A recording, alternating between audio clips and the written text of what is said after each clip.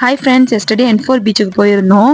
So அங்கே பார்த்தீங்கன்னா விநாயகரை கரைக்கிறதுக்கு எல்லாருமே எடுத்துகிட்டு வந்திருந்தாங்க.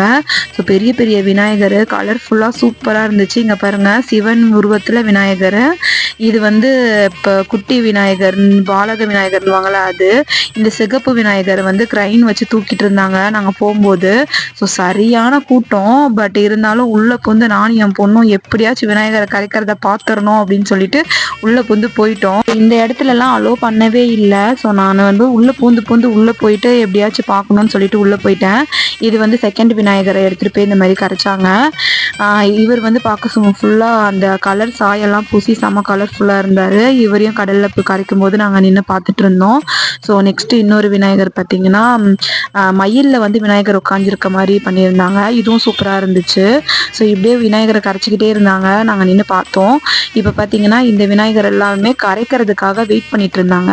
அப்போ நான் என்ன பண்ணேன், எங்கள் வீட்டு முருகரை தூக்கிட்டு போய் விநாயகர்கிட்ட கொடுத்து ஒரு பட்டையை போட்டு தூக்கிட்டு வந்தாச்சு. ஸோ அவனுக்கும் அங்கே இருந்தவங்களும் ரொம்ப அவனை என்கரேஜ் பண்ணி ஜாலியாக எல்லாமே பண்ணிட்டு இருந்தாங்க. ஸோ இவ்வளோ விநாயகர் வந்து வெயிட் பண்ணிட்டு இருந்தாங்க. நாங்கள் ரிட்டர்ன் திருப்பி வரும்போது பார்த்தீங்கன்னா நம்ம தளபதி விஜய் விநாயகர்லாம் இருந்தார். இதெல்லாம் பார்க்கும்போது செம சிரிப்பாக இருந்துச்சு, சூப்பராகவும் இருந்துச்சு. அப்புறம் சிவன் வந்து விநாயகரை தூக்கி வச்சிருக்க மாதிரி ஒரு விநாயகர். ஸோ அது அவர்கிட்ட வந்து நம்ம சந்தீப் குட்டிக்கு ஒரு பிளெஸிங்ஸை வாங்கிட்டு பூ கையில் கொடுத்தாங்க. அதில் பார்க்கும்போது எனக்கு ஒரு ருத்ராட்சம் கொட்டை கிடச்சிருந்தது. ஸோ இது எனக்கு ரொம்ப பிளெஸ்டாக நான் ஃபீல் பண்ணேன். ஸோ இந்த வீடியோ பிடிச்சிருந்ததுன்னா லைக் பண்ணுங்கள் ஃப்ரெண்ட்ஸ். தேங்க்யூ.